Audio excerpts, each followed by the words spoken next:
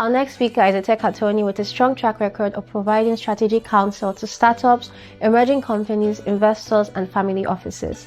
With over 8 years of experience, she brings valuable knowledge and industry insights centered around fundraising advisory, governance and compliance, and technology transactions and licensing. Beyond her legal career, she is passionate about slow travel and loves learning about diverse foods and cultures. Currently, she's on a quest to visit every country in the world. Give it up to Moe Odele speaking on the theme of this year's summit, Living the Pan-African Dream. Oh, hi. Let me see if, can everybody hear me?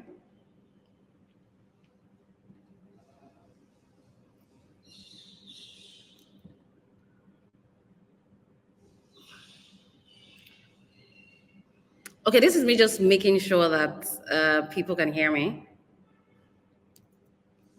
because I'm not sure. Oh, yes, you can. Hi, my name is Mo. And, when I got this, awesome. So when I got the invitation to speak, I looked at the topic and I was like, living the Pan-African dream. Am I actually living the Pan-African dream? That was the first question I needed to ask. But I do think that it's such a very, very interesting topic, and I'm very excited to be here. So I have some notes, and I just wanted to tackle the topic in itself. I remember, just a couple of days ago, actually, I stumbled on something I wrote to myself when I was 21. I'm not going to date myself right now, but it was quite a while ago. And I had written there, let me just read it out, actually.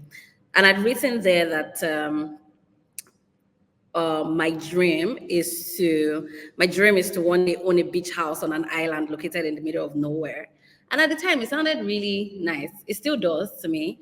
I like the water a lot. I spend a lot of time in places in the middle of nowhere. And I was thinking to myself, I was like, practically, does this actually make sense? Because if it's a beach house on an island located in the middle of nowhere, where exactly is it going to be? And one particular place I'd been to it just came to my mind, and I was like, hey, I literally have visited this place that could have been, my dream location. Anyway, all I'm just trying to say is that sometimes whatever we see as like what you define as a dream can change, and it's fine. And sometimes you're actually living in what you would consider, or what your past self or a version of yourself would have considered a dream, right? And then you've lived it, and then you live past it, and then in retrospect, that's when you realize, and you're like, oh, this was something that I had only dreamt of, and look at it, happening to me right now. So, in terms of being Pan-African and looking at the Pan-African dream, just coming back to topic, I view the word Pan-African, right, as something that means everyone who's born on the continent or everyone who's from the continent has a degree of commonality, and then we should explore, those common routes. Makes a lot of sense. In today's world, I think that those common grounds are important, but even more so when you think about building your life, or a dream or building your life, or building a career that you like. As an African, you realize that you have a lot of hurdles, right? And your hurdles and the things that you're dealing with are things that people, born on the continent, experience as well. Sometimes it might be access to the proper markets. It might be access to materials. It might just be access to resources. And for a very long time before Seller came on board, I'm not really sure there was a platform where you could sell your creative output with ease, right? As Seller has done it. So you can imagine that, at least for a lot of African creators, they just didn't have that platform.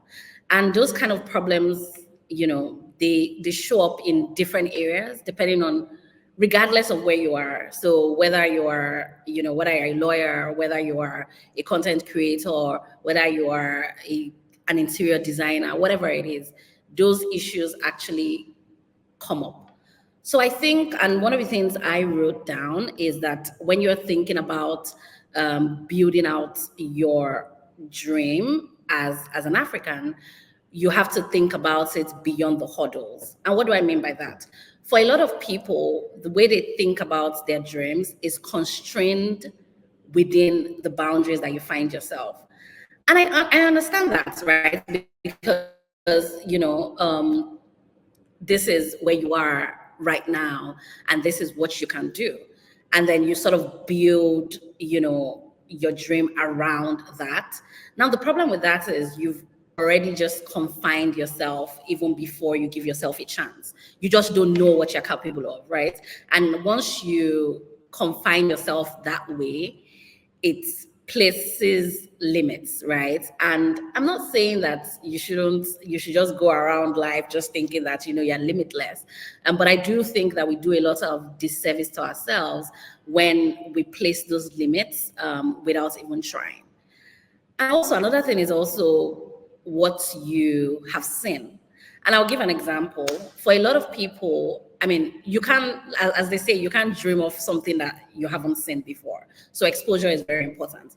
And the example I like to give is just personally from me and what happened to me. So everybody, most people here, I realized I didn't introduce myself, but there was an intro videos earlier, so hopefully that suffices. But for my day job, I'm a lawyer, and I am Nigerian. I was born in Nigeria, schooled in Nigeria. I only moved out of Nigeria when I was 24 or 23, going on 24, something like that. And that's the life. The life I'd known obviously is very different. So the example I wanted to give was this. I remember post-COVID, I was at home and I just didn't, there was just something wrong. And I was like, man, I'm not really feeling the vibes of this house. That's what I thought at the time. But we had also all been at home for a very long time and all of that. So I said, what do I do? And then I decided to do up my house again. So I did I bought new furniture. I did all of that. And by the time I was done furnishing my house, I was like, still not right. And I just spent quite a bit of money at the time to furnish the house. And I was like, still not giving what I was supposed to give, right? There's still something else. And then I did the thing that most Americans do, or most people that live in America, when they want to go on vacation, they go to Mexico. So I went to Mexico. And then while I was in Mexico, Mexico is a cheap location from the US, it's relatively cheap from the US. Easy, it's a very short flight, and you don't need a visa, right? So that's why a lot of people go to Mexico, when they are just looking for a quick trip.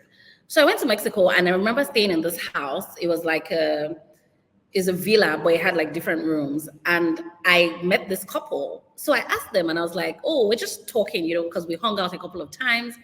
And then I asked them, and I said, when are you guys going back home? And they were like, no, we're not, we don't know. And I was like, what do you mean you don't know when you're going back home? They were like, oh, we're digital nomads. And that was the first time I actually heard that word. Because of the way the word is now used, a lot of people think that word has been going around for a very long time, but this was 2020 or the beginning of 2021. And that was the first time I was actually hearing, I'd seen it in text, but that was the first time I was actually hearing someone actually utter the word digital nomad, right? So so for me, it was, sorry, I just need to, I'm trying to move my, so for me, it was the first time I was hearing it. And I was like, okay, what exactly does that mean? And they were like, well, we're just going to travel until we get tired. We're just going. And so I went back to my house and I packed all my things, put it in storage, and I went back to Mexico. And that's how I started my digital nomad journey. Now, what I was trying to bring out from this conversation, though, is that before I had this conversation with this couple, I hadn't seen anybody, I hadn't met anybody who was a digital nomad. I wasn't exposed to it. It was not something that I had considered. And it's now something that is so part of my life, right? So you can draw a straight line from exposure to actually, being able to curate your own dream. So I think that it's very, very important that whatever diet you're feeding yourself is very intentional, right?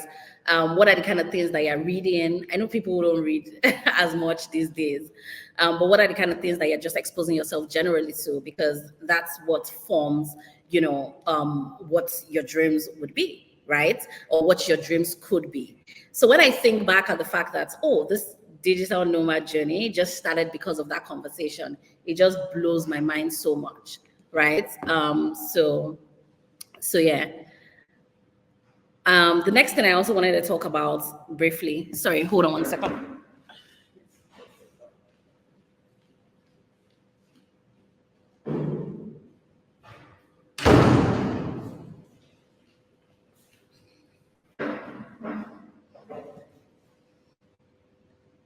Sorry about that. I needed to close the door behind me. So the next thing I also wanted to talk about is generally, as an African who's trying to do stuff on the global scene, you are going to have a lot of challenges, and I do think that community is very, very important. Now, one of the things that I like that Seller does is how community driven it is. I mean, they didn't ask me to say this, so I'm just saying it and telling you that our community is very, very important, because as you go through different challenges, just trying to figure things out, you can't take away from the fact that there are people who are going through similar, and they're literally in the best position to help you, right? I know that sometimes it might be tempting to say, oh, let me do this by myself, right? Sometimes you're like, oh, you know what? Nobody really understands. But the truth is, there are other people who are going through similar. So regardless of whatever you're doing, community is very, very, very important. I know that I've been speaking for 15 minutes straight. At some point, I would open up the conversation for questions. Feel free to ask me anything. But yeah, so let's just keep going. Now, on an individual level, when you think about putting together the Pan-African dream, you need to define it for yourself. And what do I mean by that? I remember speaking to a senior colleague many years ago. Well, not many, maybe like 4 or 5 years ago. And they were at the top of their career. They were earning a lot of money, a lot of money. I was leaving the office quite late that day, maybe around like 11:30 p.m. And they were in the office as well. So they were very senior. I mean, me, I was very junior. They were very, very senior. But we had a rapport. So they pop into the office and they're like, "Oh, you're still here." I was like, "Yeah, I'm still here. I'm still working on a couple of things." And we're going to the same place, right? Or the same area. And then they were like, "Oh, when you're ready to go, just pop by my office and we'll, take the train together." And we took the train together that day. And I just kept thinking to myself, because at the time they were in their, I don't know if I was going to guess, maybe they were like in their, I don't know, 50s, mid 50s or something like that. And I admire them. I think they've done fantastically well in their career, and I think they've done really amazing things. But in that moment on that train, I realized that that was not my dream, right? I realized that I didn't want to be in my 50s and leaving the office at midnight, right? That was not what I wanted to do. I like plants, as you can see from behind me. I like art. And for me, my own dream life consisted of having a life that held space for me to be able to do those things that I like, and for me to be able to enjoy those things that I like, for me to be able to take a walk anytime in like that I want. And those things come with, I guess, with a degree of sacrifices, right? So it just really depends on what it is for you. I know, I was going to say I feel, but I know for a fact that for a lot of people, your dreams are influenced by, what you see. So there's a lot of, especially now with social media, that we're so inundated with a lot of different versions of what life could be, right? And that could be overwhelming. But I think that it's still very important that as a human being, you reach into yourself and ask yourself and say, okay, I'm creating something, I'm putting something out there. Why exactly am I doing that? I know that money is very important. I won't sit down here and tell you that money is not important. But you need to figure out for yourself that how important is it to you, right? And what are the other things that are important to you as well? And you create, it could just be only money, and that's fine, or fame, or whatever it is, and that's okay. But just being able to define it for yourself and knowing that the life that you're creating has you all over it is very fulfilling, right? At least from my own experience. So even at times when I make mistakes and I do things that, didn't pan out as they should have, I take it and I take it well, because I'm like, okay, I decided to do this and it's okay, right? This is my decision. This is what I decided to do. And this is how I'm just going to deal with it. So I think it's very, very important that in as much as you think about, creating a life, based off what you think you should be doing, it's very, very important for you to reach within yourself and figure out what matters to you and how do you create a life around it. So the way I like to think about it is, so I wrote a quote down. Let me see if I can find it. So build the life you want around work and not just a life that work permits you to have. I do think that that's very poignant. When I wrote it, I was like, wow, look at me, I'm so brilliant. But yeah, I do think that it's very, very important for a lot of people. Like for me, I recently took up tennis, and tennis is on my calendar. There is no meeting that I'm going to have that will make me cancel tennis classes. And I understand that the reason why I've gotten to this point is because there's a lot of privilege that allows me to get to this point, right? But I also wanted to point out that there's also a lot of intentionality as well. I can decide and say, hey, I'm not going to play tennis at 6:30 a.m. in the morning. You know what I mean? But I wake up every day at 6:30 and I go to play tennis. So again, yes, I do think that it's very, very important for you to figure out for yourself what your ideal life looks like. And then finally, what I also wanted to point out is that dream life that you are seeking doesn't need to look like anything that you have seen before. When I travel, I think one of the things that people always ask me the most is, what do you do? And I wish that people will ask other questions, but that's the most popular question. So, what do you do for work? And the first thing I say, once I say I'm a lawyer, they're like, I've never met, because a lot of slow travelers, you know, when you travel slow, you meet a lot of slow travelers as well. So they're like, hey, I've never met any lawyer who's doing this. And I'm like, yeah, I'm the first. Anyways, that you've met. So what I just wanted to point out is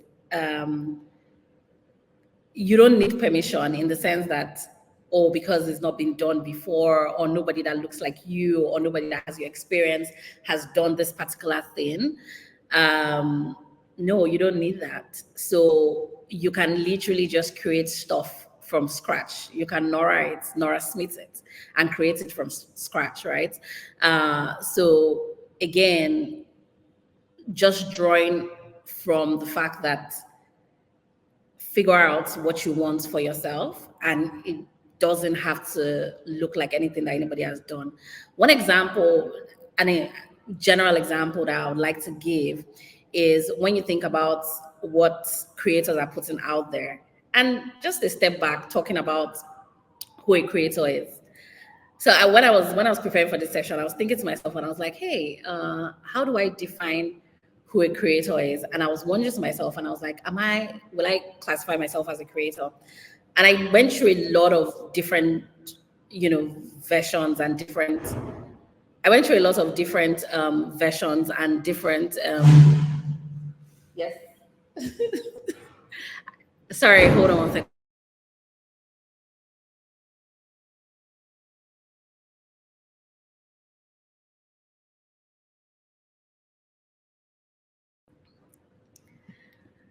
So sorry about that. So I went through a lot of different versions, and the first one, or the one that really just struck me the most, was this one that says that a creator is a person who produces or makes things. Very simple, very very simple. And then by the time you think about that, literally everybody is a creator somewhat.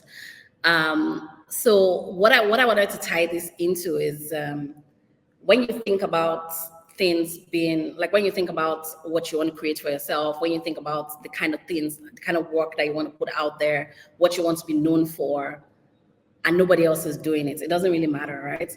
Because there was a time that the content that we see out there today was not a type of content that, like, it didn't exist before. And I think that that's the beauty about creating, right?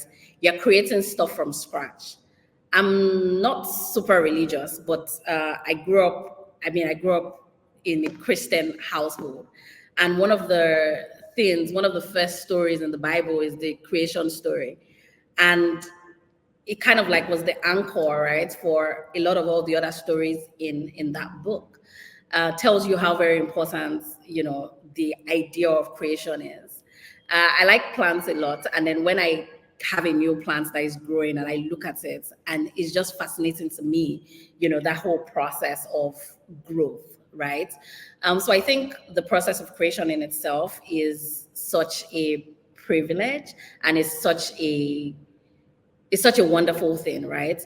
And you don't want to stifle it. So if you are creating something that hasn't been created before, or you're just wondering to yourself, oh, should I do this? Do it. And if it doesn't work out, it's fine. You just create something else. And that's the thing about creating, right? You're creating from scratch. You're creating things from the beginning. So if something doesn't work out, then it's okay. But you can also improve, upon things that already exist. So if there's a particular type of creation and you think that this could be done better, then you do it. One type of creator that I really like, or that I'm biased towards, are people who are industry, I don't want to say industry experts, but like, for instance, you know how to crochet and you have a class teaching people how to crochet, right? People who are who have skills and actually teaching other people. I think that that's a fantastic form of creator output that probably didn't exist, a couple of years ago. For you to actually teach people certain skills, it had to be in a proper structured environment, like a classroom and things like that, right? But now you have people with the skills just saying, hey, I have a computer, I'm just going to put it out there. So I do think that, whatever it is, it doesn't have to be something that has existed before. Now, another thing I also wanted to talk about is, so when you think about the Pan-African dream, when I was thinking through this, I reached out to a couple of people and I just put like a poll, and I was like, oh, what's the Pan-African dream to you? What does it mean to you? And I got a lot of, oh, well, I don't really know what the Pan-African dream is, but I know what the Nigerian dream is. And depending on who you talk to, depending on the demographic, right? So for a lot of people, the Nigerian dream, I guess, is to relocate, is to leave. But interestingly, I also have a lot of, like, as much as we have, I think that it's great if people want to relocate, if people want to change their environment. I'm a beneficiary of having relocated, right? Do I think that is a solution to everything? I don't think so. But I do think that there's a lot of value in saying you want to change your environment and be somewhere for a couple of months, years, or permanently, whatever it is. I don't have a dog in that fight. But what is also interesting is when I was doing that, I also had a lot of people who, for them, their Nigerian dream, really, I'm bringing it back to Nigeria, was to come back home and do something and create something that was very impactful. Now, when I think about it, all of the things that people were telling me around their dreams was really around creating. And then we ties down, like we ties so well into, because they didn't even know I was asking them because I wanted to come and talk at the Creator Summit, right? So we ties into how the importance of creating in our society, how it is, right? Just at the expense of sounding trite. But I do think that if you have any creative bone in your body, or even if you don't, you should definitely take a stab at it, right? Because that's how we put different viewpoints out there. But what I was trying to even bring out, and what I thought was really interesting, was for the people who were saying, "Oh, I want to come back to the continent and do this." It was around what they wanted to invent, what they wanted to produce, what they wanted to create, and I just thought that that was very, very interesting. So I'm going to round off by saying that if you're a creator listening, well done. I do think that it is one of the most fulfilling things that you can do. It's also challenging to put yourself out there, but you're doing fantastic. You are making the world a lot more colorful, and you should be very proud of yourself. So, having said that, I think we just hit the 30 minutes mark. So I was going to pause here to figure out if there were any questions.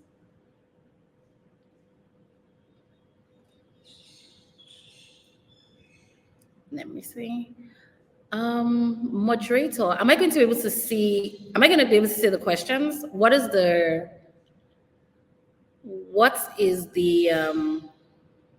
I guess procedure for questions? You could just type it in the chat so I see it.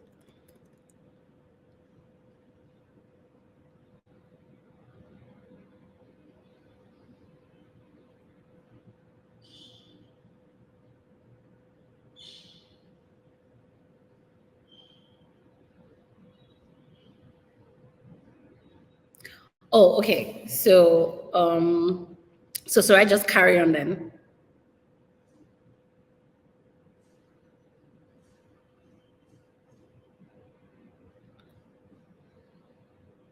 Okay, all right. I like questions. So if you have any questions, please feel free to put them on the comments. So I'm guessing the comments are here. Okay. Oh, so I can see some comments here. I can see some questions. As a creator, do you really need to change your environment sometimes to create a particular content? Um, No, I don't think so. You know, there's a creator that I follow actually who makes food, right? Like food content, right? And for the life of me, I just didn't. I realized that. So it was just one day. They talked about going to the market, and they had mentioned, somewhere that was familiar to me, and I was like, hey. I had no idea that this particular creator was in this particular location. I don't think so. But I think depending on the kind of content that you're looking for, you might need to change the environment of where you seek inspiration. You understand what I mean? Because there's there's a type of content that might not be popular, right? In your physical environment, not popular yet. So I think that you don't necessarily have to, leave or jackpot in order for you to create that kind of content. But you can just take inspiration from, the environment where that particular content is prevalent. Interesting. So I have the traveling tourist.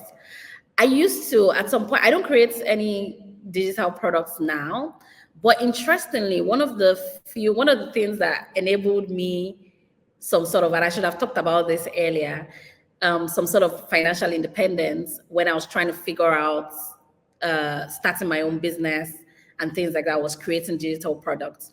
So I did have a couple of classes. I had digital products on, I think my most successful digital product was one on becoming a startup lawyer, interestingly. So I had this class on becoming a startup lawyer or a technology lawyer. So that was number one. And it was just out of my own experience. I used to have I still have it, a newsletter community. So I had another digital product on writing that was pretty successful as well. I had a couple. I had maybe like 6 or 7, but they were mostly just classes. I also had one on becoming on consulting. Again, these were things that I was just taking from my own experience and then just putting them into, into classes. So yeah, those were some of the ones that I had. I'm sure there are more than that, but yes. Um, so when you started traveling, how did you? So the next question I'm going to answer is the one from Lydia. When you started traveling, how did you manage work? Um, so I just did. I don't know how to. I just did. Okay, so when it comes to work, if I say so myself, I'm a bit of, or I used to be a bit of a workaholic. So it wasn't difficult for me to make that switch. Essentially, all I just needed to do, like what I mean is, I didn't have a problem working 12 hours, 12-hour days, because I was used to it. So it wasn't and I'm not glamorizing, being a workaholic at all. As you can see, I'm not in that phase anymore. But just that discipline I had built early on in my career made it very easy for me to be adaptable. Right. And then I'm also very, very big on scheduling. If something is not in my calendar, it's just not going to happen.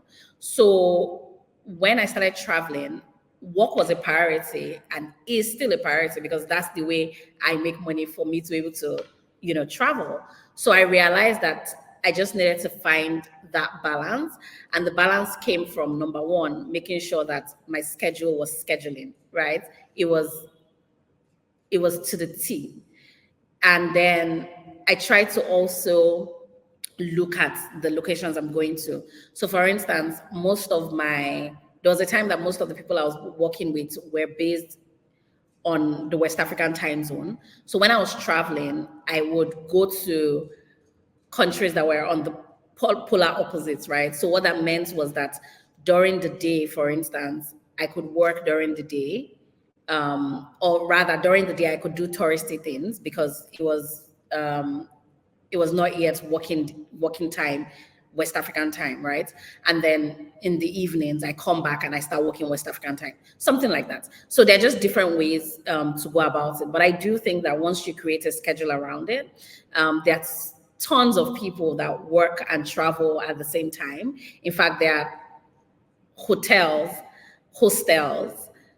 that are built and communities that are built for people that work and travel. So it's not something that is not manageable. It's very, very manageable once you just have your timetable and your priorities set right. Yeah. And of course you always need internet. So for me, that was priority. Once I'm getting into any country, I look for the strongest and most reliable internet possible. I also look for the second strongest and most reliable, and then I just have like different versions. But of course, it goes without saying that you also need to be able to be connected. And I would say it's very important for you not to overstretch yourself, because in the beginning when I didn't know how to balance both, I was always so tired, too tired to work, too tired to explore, and that wasn't helpful at all. So I needed to recalibrate and then balance things out so I could actually enjoy both worlds. I also try to with my travel now, I also now try to, I don't keep them as separate worlds anymore. And what I mean by that is where there are intersections. Let's say, for instance, I'm in Qatar and I have a client or a possible client in Qatar, I would reach out and be like, hey, I'm in Qatar for a couple of days. Do you want to have lunch? Do you want to have, that sort of thing?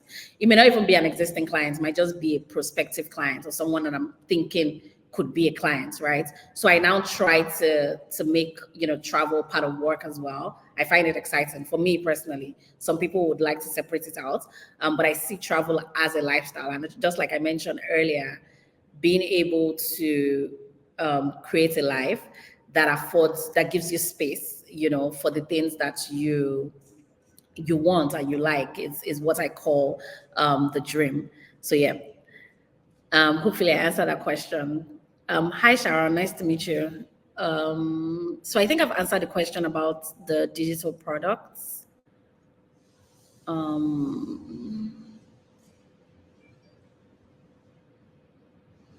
Okay, so this one is, you mentioned there are challenges one will encounter as a creator in Africa. Could you highlight some of them and possible solutions? So the two I was going to highlight, or the two first ones I'll highlight, the solution is right here. So the first one is just how to, a medium for you to be able to distribute, sell, and earn from your digital products, right? Solution, you have seller. Then the second one is a community around, around other creators like yourself. Again, I'd mentioned earlier that this is one of the most important pieces, because you need to understand that you're not the only person going through something. And it's always just helpful getting perspectives from people who have similar experiences like you do. I believe that Seller has a community, and this I'm not sure, but I think they would. But yeah, I do think that looking for a community, being part of a community of creators is also very, very important. Another one would be, how do you enter into other markets? Like, how do you expand I guess, how do you expand your addressable market? For some people, it can look like, the solution depends on what expansion means to you, right? It could be, how do I reach people in other countries? And of course, that's a marketing question. It could be, how do I receive payments from people in other countries? That's a, fintech platform issue. If the platform that you're using to sell can enable you to do that. But I do know that receiving international payments is really the bane of African creators' existence, right? It's really, but good thing is that is being solved, so that's great. Another thing I think that could be challenging is also just getting external support for your creative endeavors. In many other countries, you have some sort of you have political will, if I would call it, to support creators, and that political will transcends into corporate will as well. So what I mean by that is, because the public sector is big on supporting creators, you also now have the private sector kind of follow suits, right? Now, I'm not going to paint the entire continent with one brush, but I do know that lack of political will to support the creative industry is something that Nigeria struggles with, even if that is changing. The solution to that, I think, is, while these conversations within the creator community is very important, I do think that there has to be conversations with the public sector and the creative industry coming together to speak to the public sector. I do think that that's very, very important. Sometimes when you're doing things like this, you feel like, oh, I don't have any business with this, with the government, or stuff like that. And rightly so, right? You can decide to say that, but I do know that in places where there's political will to support the creative economy, it trickles down to how creative themselves fare in the society. So that's an important high-level conversation that needs to be had. So those are some of the challenges I would say. Let me see if I have any other one. So there's a seller question. There are a couple of seller questions. How do you subscribe to my newsletter? I would share it on my Instagram, and then So this is Treasure. Hi, Treasure. So yes, it really has. I mean, for me, I was a bit lucky because before I started traveling, I used. I mean, as I was I was I was an avid reader. I keep saying was because I wanted to say I am, but that won't be true because I'm not reading as much as I used to. But growing up, I was an avid reader. So what that meant was for a lot of places, like when I went to Mali, for instance, I was so excited to go to Timbuktu because I had read about Timbuktu in a book. Even if I ended up not going because of some other issues. But yeah, so for me, I think it was just a reconfirmation. There were a couple of places I go to, and because I've read about them in books, they just feel familiar. There are a couple of foods that I would taste for the first time, but because I have read somewhere where an author described this particular dish, it just felt familiar. An example will be like Vietnam, for instance. I had read a couple of books from Vietnamese authors. So when I went to Vietnam, it was just like, oh, I recognize this place. This was where this was being. So that was great. But generally, on my outlook in life, I think the major thing I've taken away from traveling to often places of the beaten path is that we're all like we're a lot more similar than we think, and I think that particular realization keeps me humble, and it's like, hey, regardless of the mountains and the seas and the oceans that separate us, at the core, we're still very, very similar people. And I think that's the major shift that has happened with my outlook with travel. But thank you for that question.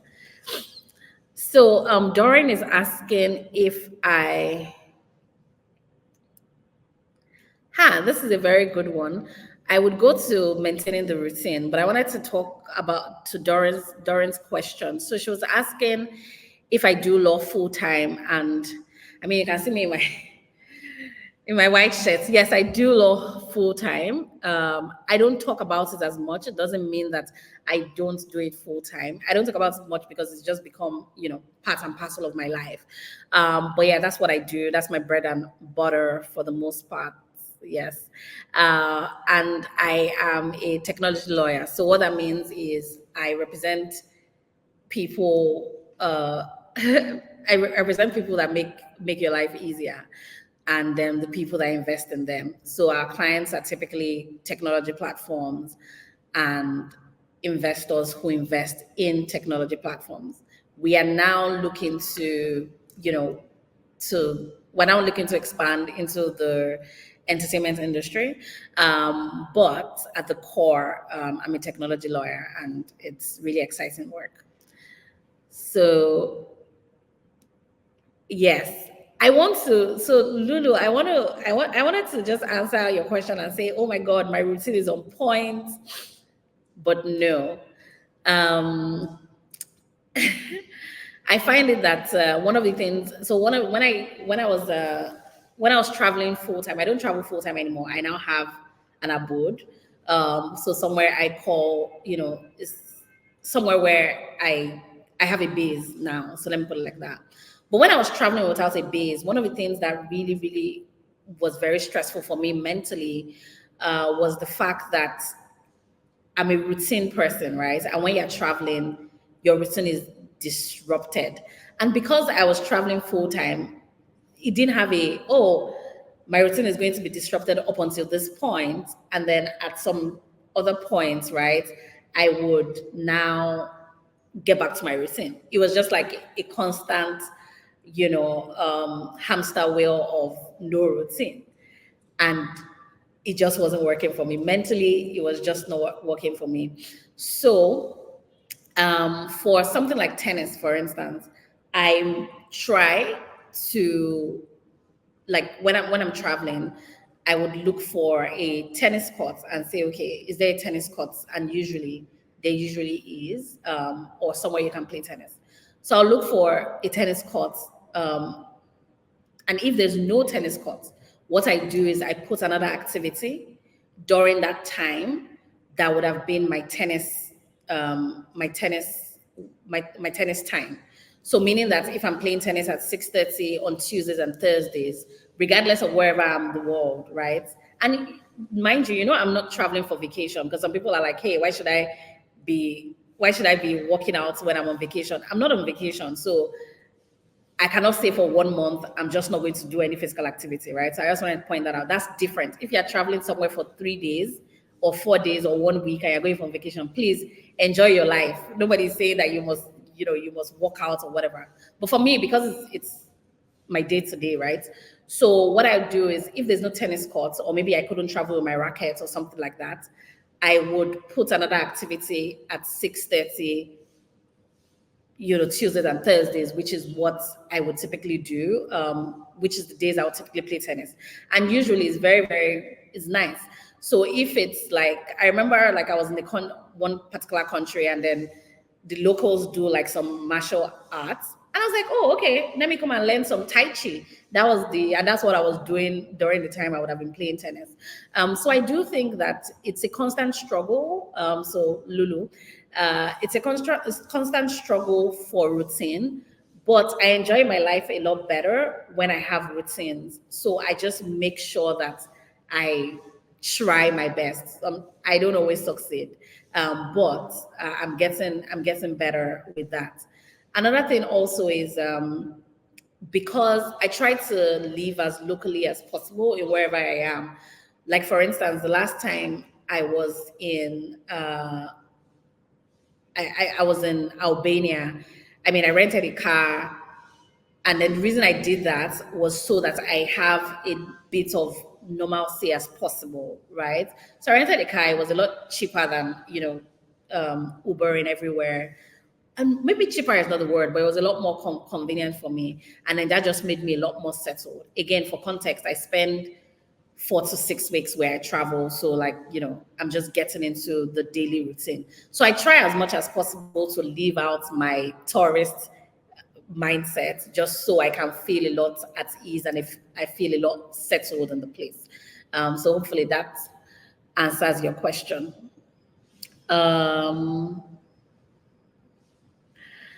Sharon is saying, are there any hopes of you? Thank you, Sharon. Yeah, speaking of routine, the letters from Mo were literally my Monday morning routine. And then when I started traveling, I just couldn't. But now that I have a base, I do think that I would come back. I miss it. I miss it a lot. And I did enjoy writing those letters. And now I even have a ton more to share. So I'm pretty excited about that. So thank you, Sharon. I would come back for I'll come back. Yeah. So the tech law brief. Oh, that's interesting. You're a tech lawyer. Nice. So there are a couple of questions here. Glad. I'm just checking just to make sure that there was no question that I. So there are a couple of seller-centric questions here. So I think that they would answer those. But yeah, let me check.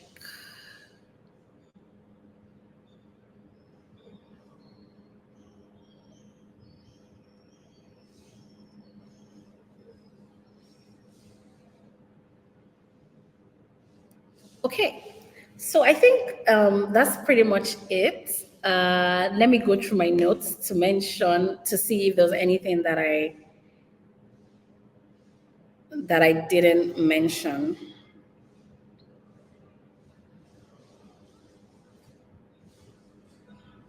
Okay, I think we touched on everything. So before we go, one second.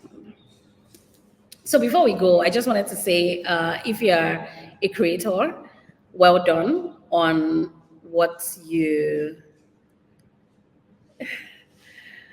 So if you're a creator, well done on creating. I think it's fantastic. I think it's one of the bravest things you can do to put yourself out there. So well done on that. If you are thinking of creating, again, I do think that's probably one of the most important personal growth journeys that you would ever embark on, because you are forced to, you know, you're forced to produce an output, look at that output, ask yourself if this is what you really want to put out and how you want to put it out, tweak, it's such a very humbling experience, because you essentially have to critique your own, and don't be too hard on yourself, really. Don't critique yourself too hard. You have to critique your own outputs. But the good thing about creating is that, and I think this is the same for every creator, right? Or at least every creator that I've spoken to, you get better as you put stuff out there. So if you're on the fence and you're thinking, hey, I'm not really sure to do this, I would say, just do it. I wanted to also give some, I mean, just from my own experience creating digital products, one of the things that I struggled with in the beginning was, I don't want to call it imposter syndrome. Maybe it was a kind of, I was just shy. I was very shy to market, like to use the word marketing around my digital products. And it was like, hey, I don't want to talk about it. It was actually, I have this product, but okay, and all of that. And then I'm like, no, every day I'm in a day, like, you have, I go out and then there are ads everywhere, right? For products that I use, products I don't use. People are talking about their products from I mean, they're literally shouting, at the top of their lungs for their products, and for people to see and use their products. So why not you, right? Because somebody else that has a product that has a similar product that is probably not as good as yours, um, would would just make noise about a product. So why not you? And that's the only way true is true. That's the only way. You can't just say, oh, I'm going to create something and then you just cover it up. You kind of have to talk about it. And talking about it doesn't necessarily mean that, again, you have to follow a particular template. There are multiple different ways that you can promote a product where you don't come off too salesy.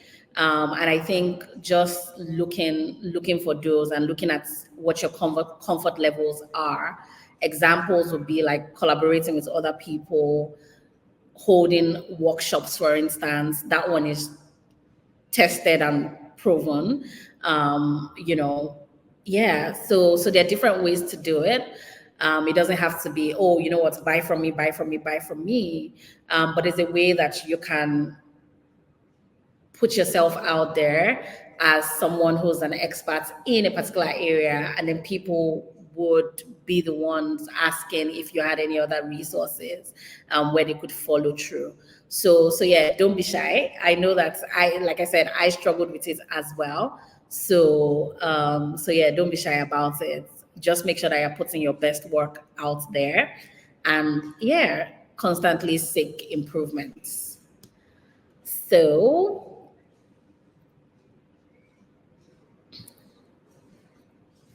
all right.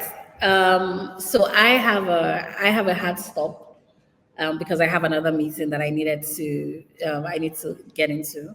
But thank you so much, Sarah, for having me on here. It was exciting to prepare for this. I did like the questions and I did like answering them. And then, yeah, thank you so much for putting this together. I do think that institutionally, it makes sense for African creators to come together, and this community is so, so important. So this is fantastic work you're doing.